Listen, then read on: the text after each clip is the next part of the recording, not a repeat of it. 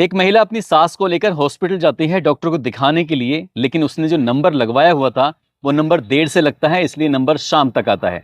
सास और बहू अपने इंतजार के लिए बहुत देर तक बैठी रहती हैं और ये ऐसा पहली बार नहीं था। जब जब वो बहू जाया करती थी अपनी सास को लेकर, तब तब उसे इंतजार करना पड़ता था, काफी देर हो जाया करती थी। हॉस्पिटल के अंदर काम करने वाले एक कंपाउंडर की नजर उस महिला पर पड़ जाती है।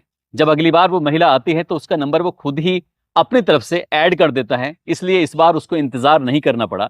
और जैसे ही महिला का नंबर जल्दी आता है तो बड़ी आश्चर्यचकित थी कि इससे पहले तो कभी नहीं हुआ, आखिरकार ये होता कैसा है। तभी कंपाउंडर आता है और आने के बाद कहता है कि आपका जो नंबर इस बार जल्दी लगा है वो मेरी वजह से लगा है। मैंने देखा कि आपको और आपकी सास को काफी दिक्कत हो जाती है, परेशानी हो जाती है, यही सोचकर मैंने आपकी मदद कर दी। अब ये पहली बार था, लेकिन जब जब वो महिला अपनी सास को लेकर आया करती थी तब तब वो कंपाउंडर उसका नंबर अब पहले ही लगवा दिया करता था और दोनों की बातचीत का सिलसिला शुरू हो जाता है। दोस्ती हो जाती है, दोस्ती कुछ गहरी हो जाती है।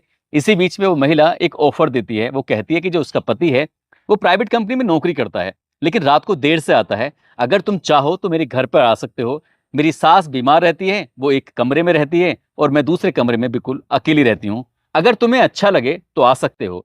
उसको अपने घर का एड्रेस दिया जाता है, जानकारी दी जाती है और समय दिया जाता है, तारीख दी जाती है। अब वो कंपाउंडर बताए हुए पते पर, बताई हुई जगह पर, बताए हुए समय पर पहुंच जाता है। वहां जाने के बाद उस महिला से मुलाकात करता है और मुलाकात के दौरान वो दोनों इतने नजदीक पहुंच जाते हैं जैसे पति और पत्नी नजदीक पहुंच जाते हैं। लेकिन उनकी आवाजें कुछ बाहर तक पहुंच रही थी। तभी सास ने आवाजें सुनी कि घर के अंदर इस पत्नी के अलावा, यानी कि उसकी बेटी की बहू के अलावा शायद कोई और भी है।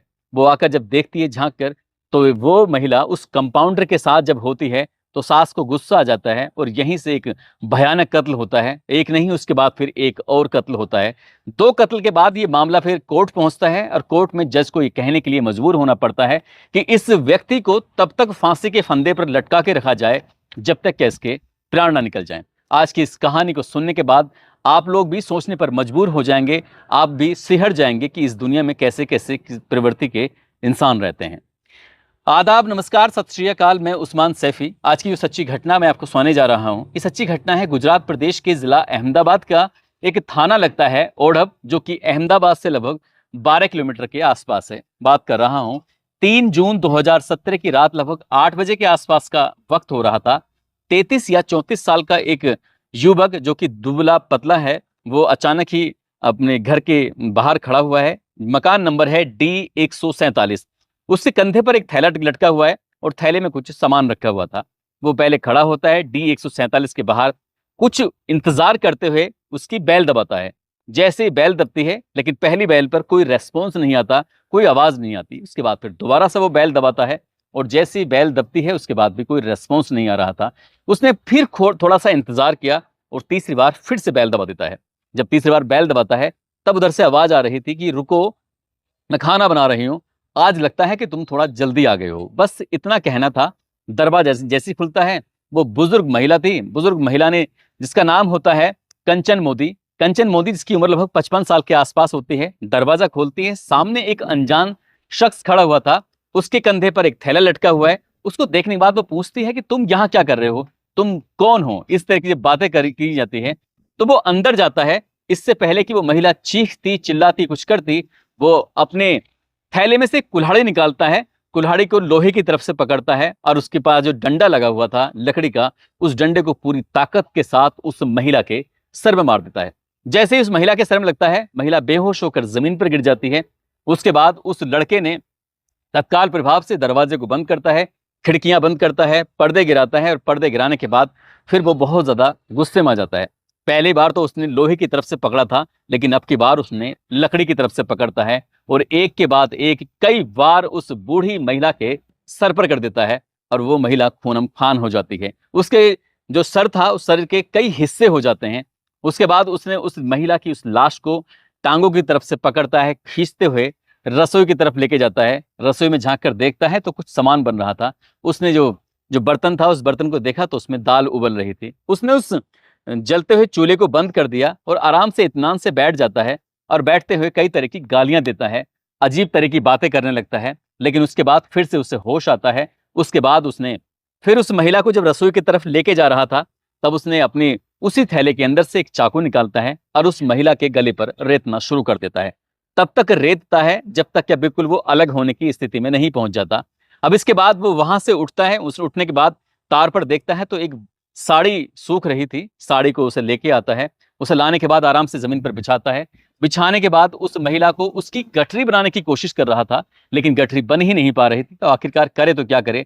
इसके बाद वो अपने फिर से जो एक थैला था कपड़े का, उस थैले में से उसे गणासा निकालता है। और गणासा निकालने के बाद उस महिला के हाथ के टुकड़े करता है, पैर के टुकड़े करता है। जब शरीर के हिस्से थोड़े छोटे हो जाते हैं तब उस महिला के हिस्सों को वो उस साड़ी के ऊपर रखता है, और ऊपर रखने के बाद उन्हें फिर एक साथ मिलाकर एक गठरी बना देता है।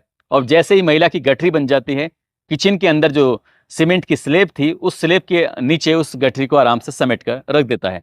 लेकिन तब तक उस किचन के अंदर चारों तरफ ब्लड फैला हुआ था। दरवाजे पर जहां उस महिला के सर में डंडा मारा था, वहीं पास में कई बार कुल्हाड़ी भी मारी थी। इसकी वजह से भी वहां पर चारों तरफ ब्लड फैला हुआ था।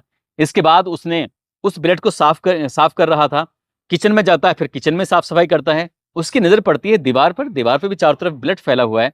आखिरकार उस ब्लड को भी साफ सफाई उसकी कर देता है।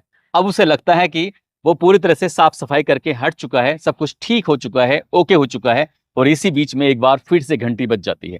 जैसे ही घंटी बजती है तो वो एकदम सपगा जाता है, सोचने पर मजबूर हो जाता है कि अब रात के 10 बज चुके हैं, अब 10 बजे कौन आया होगा। तुरंत ही उसने अपने आप को संभालने की कोशिश की, हाथ वाथ अपने साफ किए, और साफ करने के बाद दूसरी घंटी बजती है, तीसरी घंटी बजती है। तीसरी घंटी पर जाकर दरवाजा खोल देता है। और जैसे दरवाजा खोलता है तो कंचन मोदी का जो बेटा होता है, जिसका नाम विपुल मोदी होता है, आखिरकार विपुल मोदी को देखकर वो भी घबरा जाता है और विपुल मोदी उसको देखकर घबरा जाता है।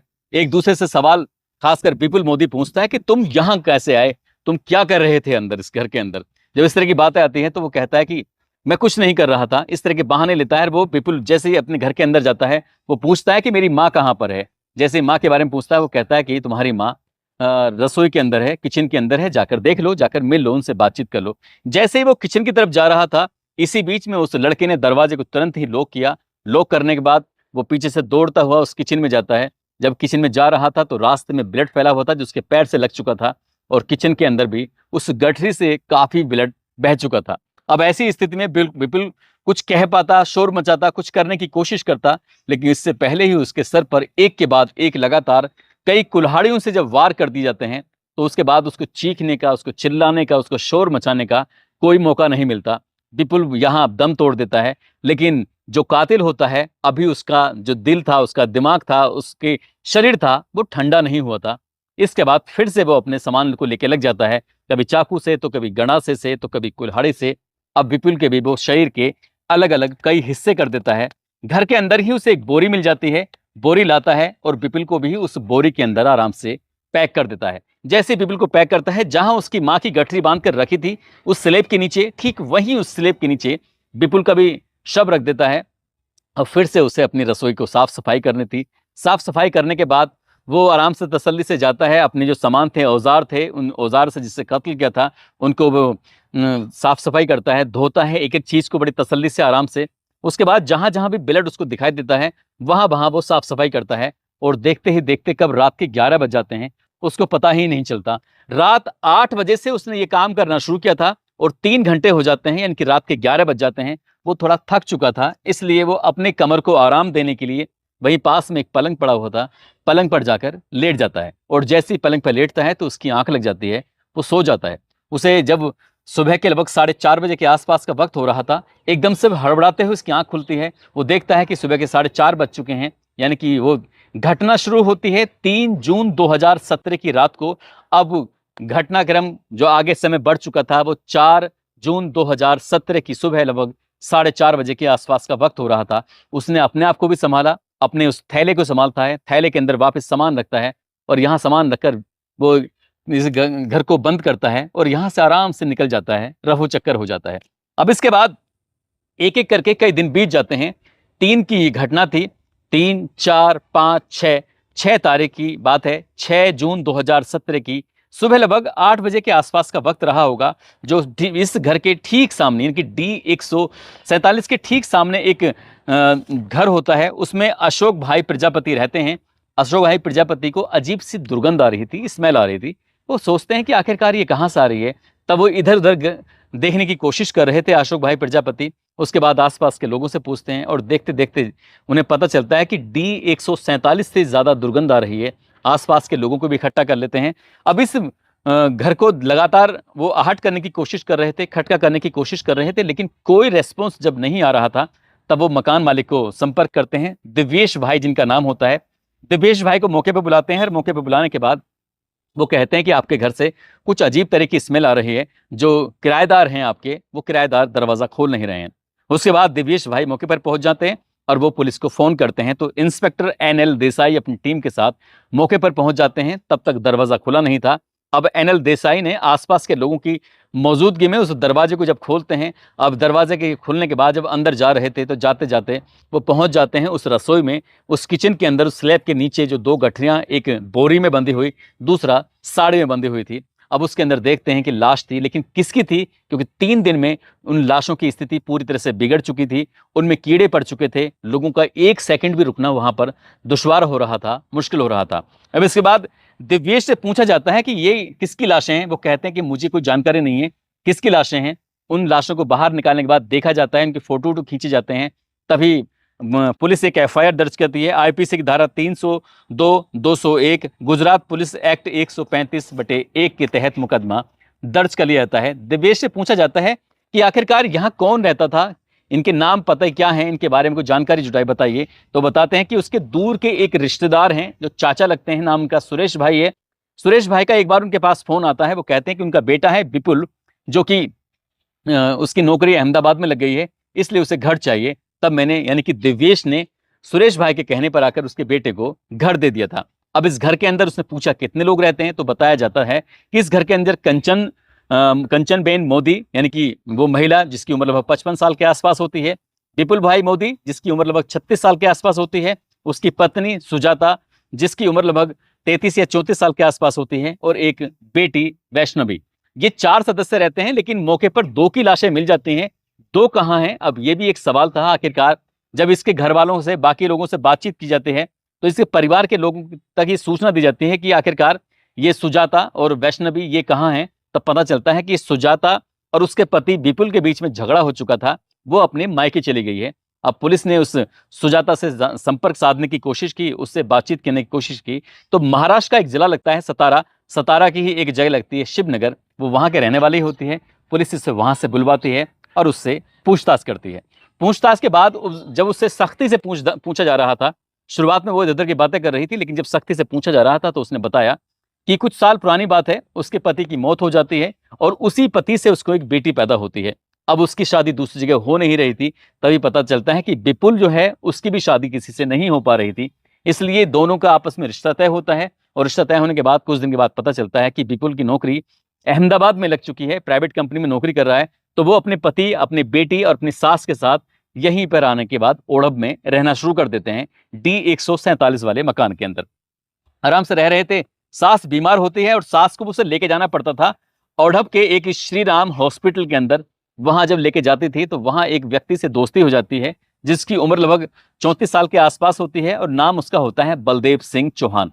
बलदेव सिंह चौहान से दोस्ती हो जाती है और बलदेव सिंह चौहान एक दिन उसके घर पे आ जाता है। सास ने उसको जब देख लिया और देखते ही वो उस वक्त तो वहां से भाग जाता है, लेकिन वो अपनी सास को कसम देती है कि ये बात अगर तुमने अपने बेटे से बताई तो वो जहर खा के अपनी जान दे देगी। जब ये माँ ने ये बात सुनी तो वो डर जाती है, ऐसा ना हो कि बेटे की पहले ही मुश्किल से शादी हुई है और ये भी अगर मर जाएगी तो उसका बेटा कैसे रहेगा, कहाँ रहेगा।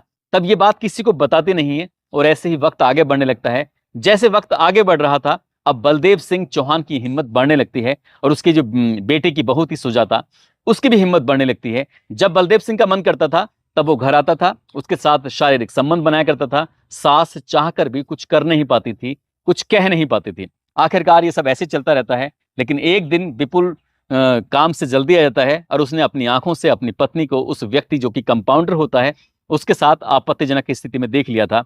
यहाँ जो कंपाउंडर होता है बलदेव सिंह चौहान, वो मौका पाते यहाँ से भाग जाता है, लेकिन वो अपनी पत्नी को बहुत बुरी तरह से पीटता है, मारता है। और जब मार पिटाई करता है तो सुजाता अपनी मायके चली जाती है नाराज होकर। जब नाराज होकर चली जाती है अब पुलिस के लिए सुजाता के पास से कोई ऐसा कोई सस्पेक्ट वाली बात नहीं मिल पा रही थी कि इसने कत्ल किया होगा, लेकिन एक नाम सामने आता है, बलदेव सिंह चौहान। अब पुलिस ने ओडप के श्रीराम हॉस्पिटल में जब जाकर दबिश दी तो पता चलता है कि वो अचानक से लापता हो गया है, भाग गया है। पुलिस ने आखिरकार उसको तलाश करना शुरू किया और कड़ी मशक्कत के बाद आखिरकार 1-2 दिन बीत जाते हैं, वो पुलिस उसे हिरासत में लेती है और जैसे ही उसे पुलिस हिरासत में लेती है तब उससे बातचीत करना शुरू किया जाता है। कंपाउंडर बलदेव सिंह चौहान आखिरकार पुलिस की पकड़ में आने के बाद जो कहानी सुनाता है वो बताता है कि वो जब घर में अचानक से आ जाया करता था तो ये आकर इस सुजाता के साथ ऐसे अवैध संबंध वो बनाया करता था, लेकिन पति को जैसे ही पता चलता है तो उसने उसके साथ मारपीट की और मारपीट करने के बाद जब ये सुजाता चली जाती है तो उसे लगता है कि अब वो कब मिलेगा, कैसे मिलेगा, कहाँ मिलेगा।